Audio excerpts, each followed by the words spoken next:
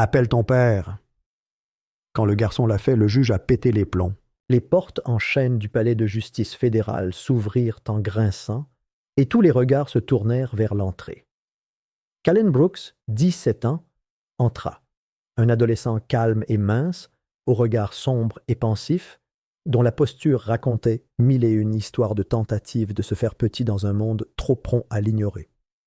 Serrant un porte-document en cuir contre sa poitrine, il jeta un regard nerveux aux rangées de journalistes, d'avocats et d'hommes en costume au visage sombre, assis de chaque côté de l'allée. Derrière lui, son avocat commis d'office triait des papiers.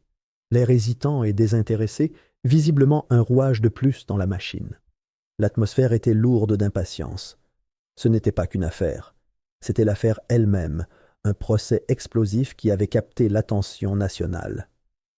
Calen, élève de terminale dans un lycée public, était accusé d'agression sur un policier. Le chef d'accusation, avoir brisé la mâchoire de l'agent Rebendel lors de ce que les rapports de police décrivaient comme un contrôle de routine pour flânerie. Ce que personne dans la salle d'audience ne semblait vouloir mentionner, c'est que l'agent Dell, un officier décoré dont les plaintes pour usage excessif de la force avaient été commodément enterrées, avait battu Calen si violemment qu'il avait été hospitalisé pendant 5 jours. Calen n'avait jamais serré les poings. Ses mains étaient menottées dans le dos. La salle d'audience, figée par l'attention, ressemblait à un vieux théâtre hanté, les murmures du public à un fantôme lointain. Les murs décorés de grands portraits d'anciens juges, certains bienveillants, d'autres au regard brûlant de jugement, témoignaient silencieusement de la tempête qui s'intensifiait. Au-dessus de tout cela, perché tel un roi surveillant son domaine, se tenait le juge Horace Lane. Son visage était sévère, froid et indéchiffrable, un masque affiné par des décennies de jugement, sa réputation de fermeté envers les criminels étant bien connue. Le marteau, qui avait reçu son lot de coups violents, restait à ses côtés. Son visage était indéchiffrable, et pourtant Calen sentait sa présence plus que quiconque dans la salle, son regard pesant sur lui avec une force suffocante. Le juge Lane avait clairement fait savoir, quelques minutes avant le procès, qu'il était impatient. L'instruction contre Calen fut rapide et simple. Le jeune homme noir, persuadé que ce procès serait facile à gagner, n'eut même pas le bénéfice du doute. Son avocat commis d'office, un homme qui semblait à peine réveillé depuis quelques mois, prit à peine la parole lors des plaidoiries.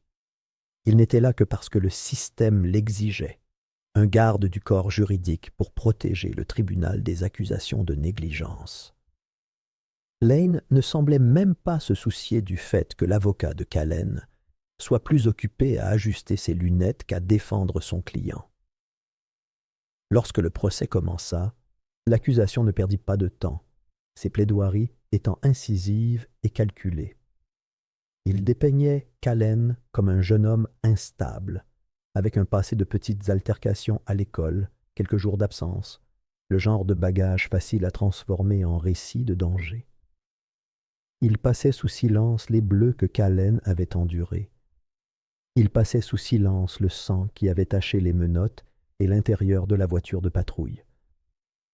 Il parlait en termes de loi, noir sur blanc, clairement encadré par un ensemble de règles qui n'avaient de sens que pour ceux qui n'avaient pas à vivre dans la grisaille. Il se fichait de ce qui s'était réellement passé. L'agent Dell, dans son uniforme impeccable, était assis tranquillement à l'écart, la mâchoire enveloppée d'un bandage propre, mais aucun remords ne lisait dans son regard.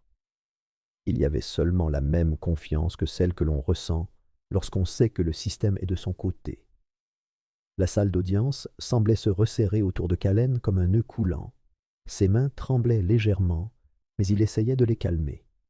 Les lumières éblouissantes du plafond l'éclairaient, le faisant se sentir petit, insignifiant.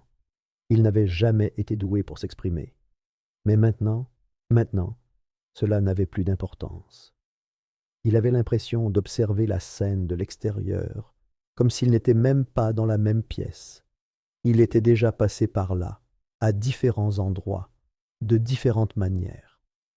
le sentiment d'être jugé avant même d'avoir ouvert la bouche, le regard des gens sur lui en voyant sa peau, la façon dont ils le traitaient comme si son existence était un problème à résoudre, son avenir déjà écrit, son chemin déjà tracé. Callen jeta un coup d'œil aux avocats assis sur le côté du tribunal. Des silhouettes en costume et en pouvoir, le visage impassible, certains griffonnant des notes, leurs yeux oscillant entre lui et le procureur. Aucun d'eux ne semblait s'intéresser à la vérité. Ils n'étaient pas là pour découvrir ce qui s'était réellement passé. Ils étaient là pour confirmer ce qui avait déjà été décidé avant même que quiconque n'ait entendu sa version. Il y avait un scénario dans cette salle, une représentation soigneusement préparée, et Callen n'était que le dernier acteur en date à jouer son rôle. D'une certaine manière, il avait déjà perdu, il ignorait simplement à quel point ni pourquoi. Et puis il y avait la défense. Leur tentative était faible, pâle, comme l'ombre d'un effort. Son avocat, un certain Douglas Fenton, fouillait dans des papiers, le regard perdu entre les piles, murmurant des détails techniques qui semblaient sans importance. Il était clair que Fenton n'était pas investi, qu'il n'était là que pour occuper le siège. Callen essayait de se concentrer sur les paroles de son avocat, de s'accrocher à quelque chose, n'importe quoi qui puisse lui offrir une forme d'espoir. Mais seul le silence occupait l'espace entre eux. Fenton n'était pas préparé, et Callen le savait. Ce n'était qu'une formalité. Il le sentait au plus profond de lui-même. Et pourtant, au milieu de la tension de la salle d'audience et du désarroi de sa défense, quelque chose d'autre se jouait. Quelque chose qu'aucun spectateur ni avocat ne savait, et que Callen lui-même ignorait.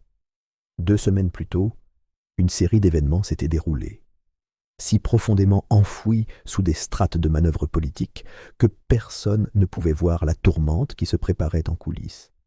Le père de Callen, dont il était éloigné, une figure depuis longtemps disparue de sa vie, avait soudainement réapparu de la manière la plus inattendue. Son père n'était pas un homme ordinaire. Le général Solomon Brooks, un officier supérieur à la retraite, aux relations profondes dans les coulisses du pouvoir, avait croisé le chemin d'hommes qui tenaient les leviers du pouvoir national. Il avait appris quelque chose qui pouvait changer le cours du procès de Callen. Mais Callen l'ignorait totalement, prisonnier du présent, incapable de percevoir les fluctuations de l'ombre. Les rumeurs d'une réunion secrète commencèrent à circuler dans les recoins obscurs de Washington. 2 semaines plus tôt, au cœur de la controverse grandissante autour de l'affaire Callen, le général Brooks avait été convoqué à une réunion privée avec le chef de cabinet du président. La pièce était plongée dans le secret, un secret que Callen comprendrait plus tard comme destiné à étouffer la vérité.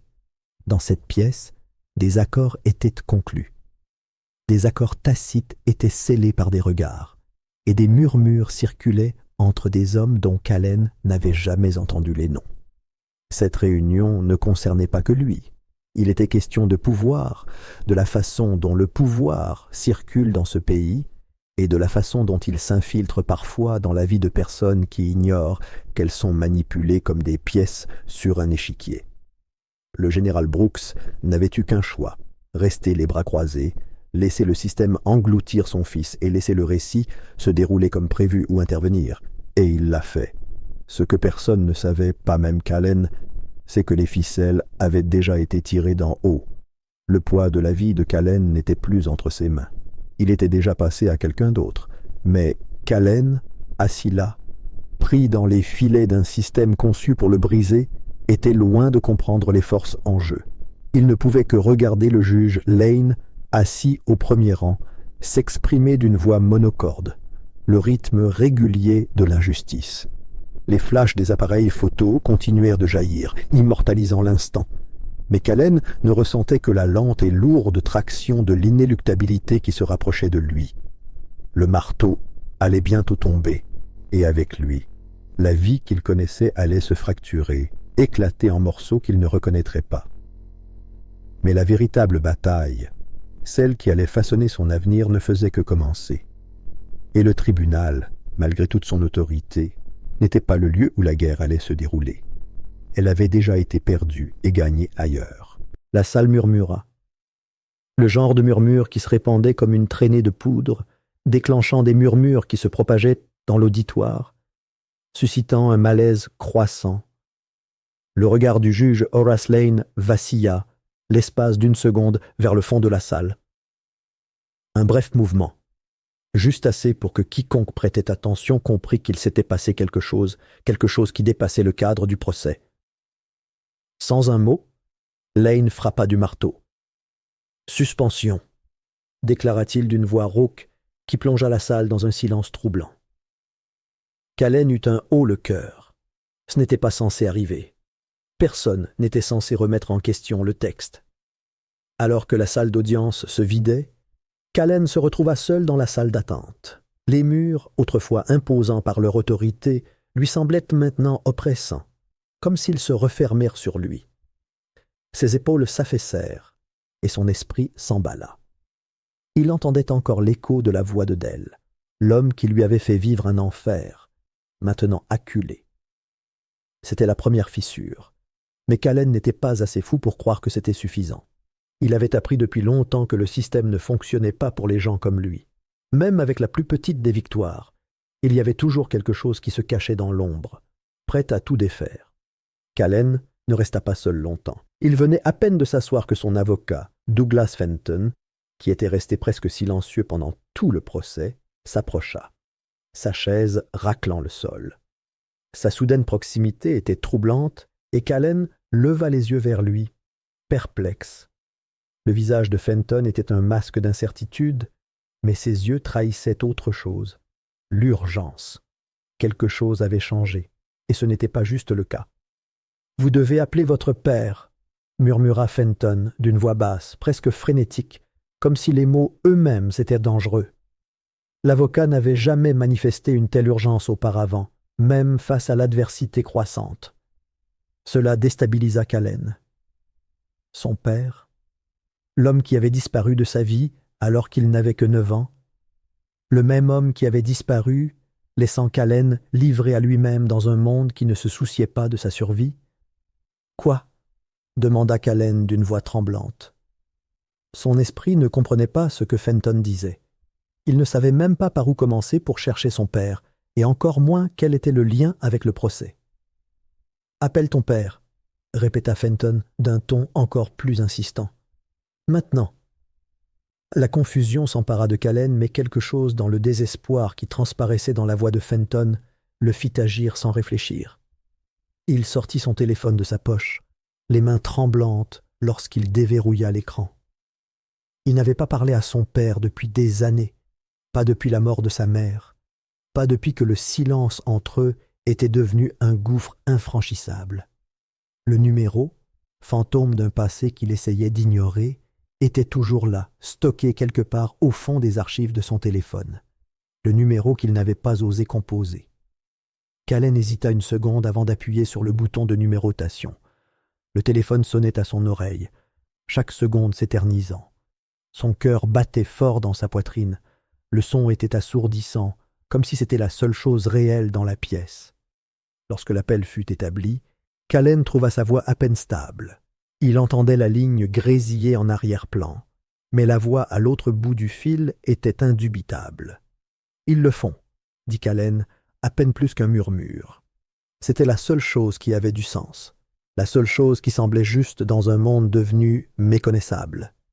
Le silence à l'autre bout du fil fut long, trop long. Puis la voix, grave, maîtrisée, répondit, une voix que Callen n'avait pas entendue depuis des années, mais qu'il n'oublierait jamais. « J'arrive », dit-elle simplement. Plus de mots, juste de l'action. 10 minutes plus tard, les portes du palais de justice s'ouvrirent brusquement. Un silence s'abattit sur le hall, comme si l'air avait été aspiré. 2 agents fédéraux en costume gris foncé entrèrent, leurs gestes précis et réfléchis. Leurs yeux scrutèrent la pièce avec précision, et la foule s'écarta, comme si elle percevait la gravité du moment. Ils n'étaient pas des agents de sécurité classiques. Ces hommes étaient tout autre chose. Leur présence se faisait sentir dans tous les recoins de la pièce, une autorité tangible et pesante. Et puis l'homme arriva. Grand et posé d'une démarche qui attirait l'attention, il entra dans la salle d'audience comme s'il était maître du terrain. Le général Silas Kane, ancien commandant du renseignement de la marine, devenu directeur de la sécurité nationale, père de Callen. Son arrivée fut une véritable tempête. La salle d'audience sembla retenir son souffle, prise d'un moment d'incrédulité. Des exclamations de surprise parcoururent la tribune de presse. Les flashs des appareils photo se succédèrent à un rythme rapide, capturant la tournure inattendue des événements. Le cœur de Callen fit un bond, mais ce n'était pas seulement le choc de revoir son père après tant d'années. Non, c'était la façon dont chacun dans la salle se figea, incapable de comprendre ce qu'il voyait. Le juge Lane, qui avait été fier de son autorité, laissa tomber son marteau, stupéfait et incrédule. Son expression se déforma comme Callen ne l'avait jamais vu auparavant. Peur, incertitude. Le marteau rebondit sur le banc et tomba au sol avec fracas, mais personne ne bougea pour le récupérer. Tous les regards étaient rivés sur Kane. Le général ne s'arrêta pas de marcher. Ses yeux ne quittaient pas le juge.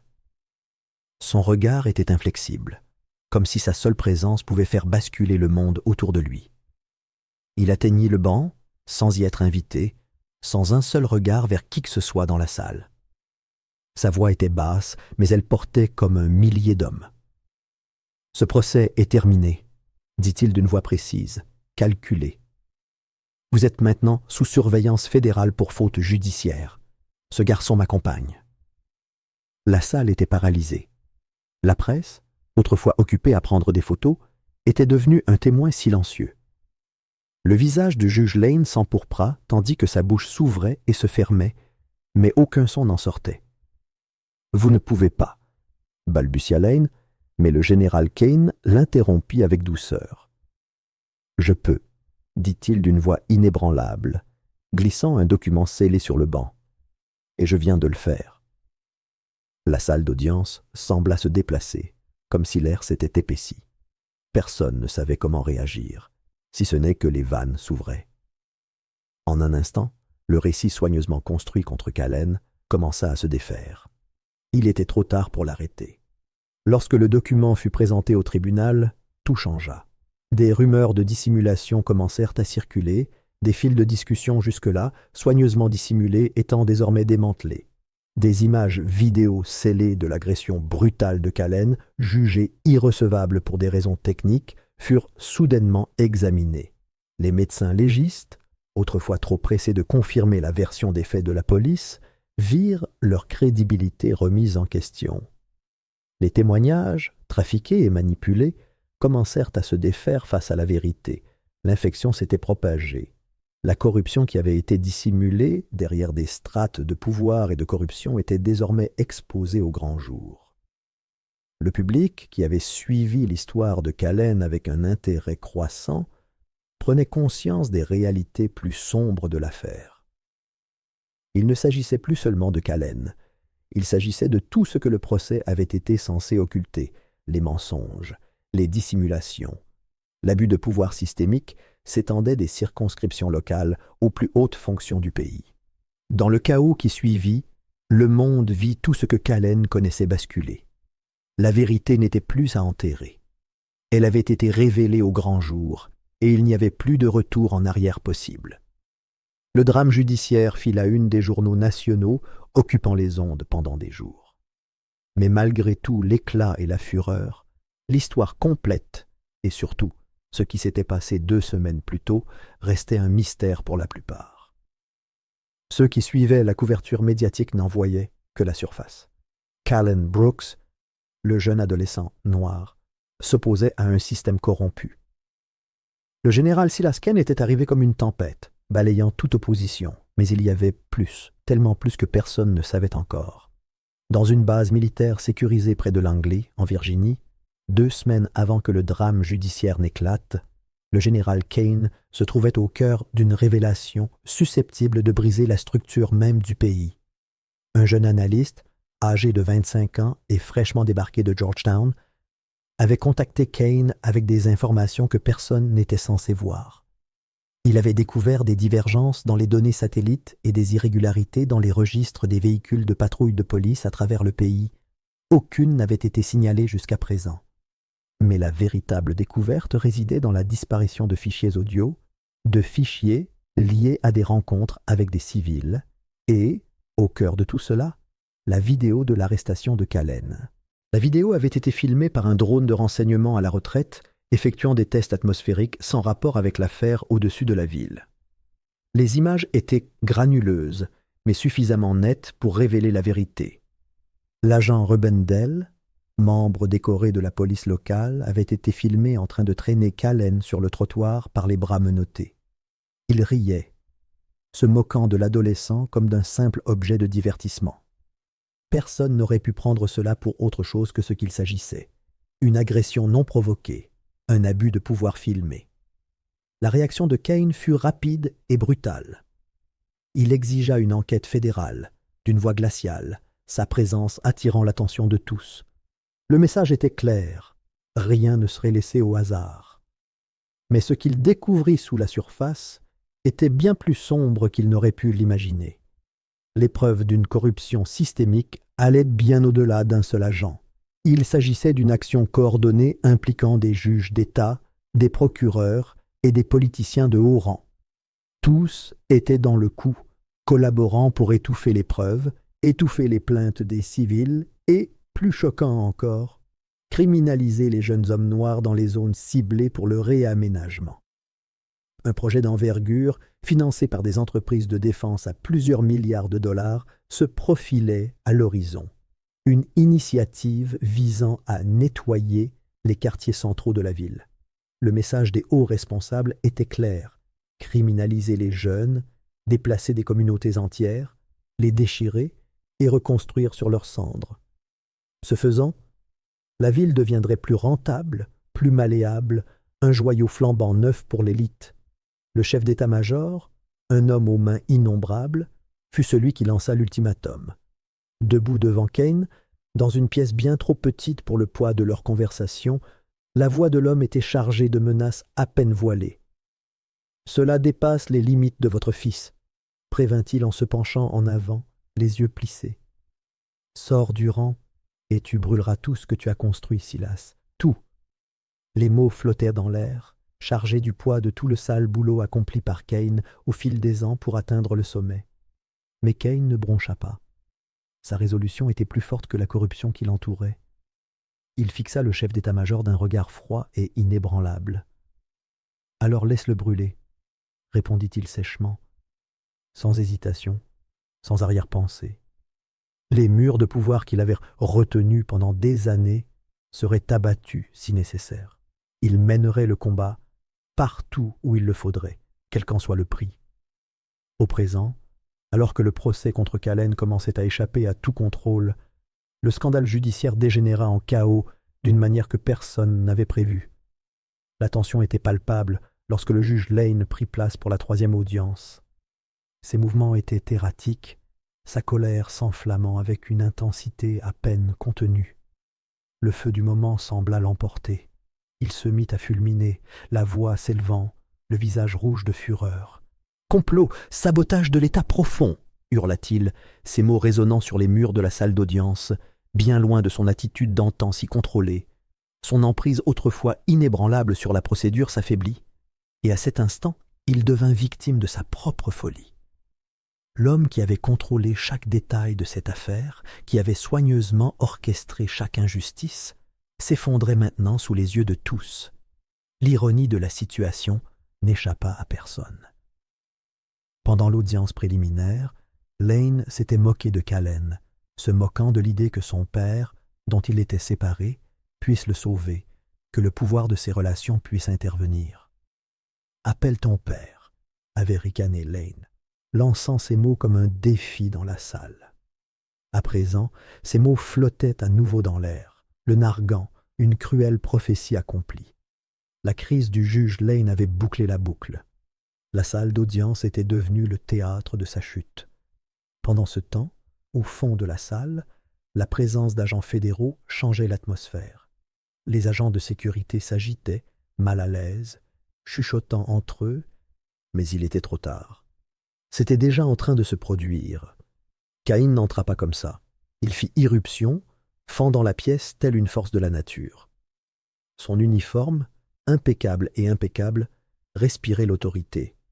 Mais ce n'était pas seulement sa stature qui imposait la présence d'esprit à l'homme, c'était la puissance de sa réputation, son intelligence et la force de ses moindres gestes. Alors qu'il s'approchait du juge Lane, un silence de mort s'abattit sur la salle. Chacun savait, instinctivement, qu'un événement majeur se préparait. Quelque chose qui pourrait changer le cours du procès. Lane, qui avait autrefois eu le dessus, se retrouva acculé. Son visage devint rouge vif, ses mains tremblantes tandis qu'il serrait le marteau. Sa voix hésitait, cherchant ses mots, mais en vain. Il balbutia. « Vous ne pouvez pas... »« Je peux, » interrompit Kane d'une voix calme et posée. Il fit glisser un document scellé sur le banc, un geste simple qui portait le poids de 1000 jugements. Et je viens de le faire. L'instant où le document toucha la surface du banc, ce fut comme si le monde avait basculé.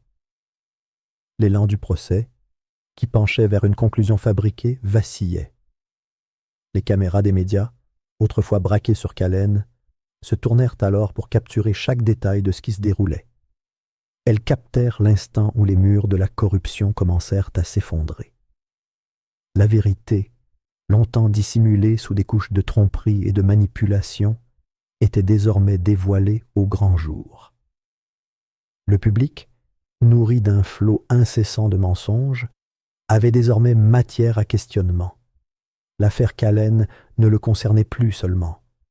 Elle concernait tout ce qui avait mal tourné pendant si longtemps. Elle concernait le système qui s'était plié en 4 pour servir les puissants, les riches, les personnes influentes, et qui était sur le point de s'effondrer. Caïn n'avait pas seulement rendu justice à son fils, il avait tout fait s'écrouler.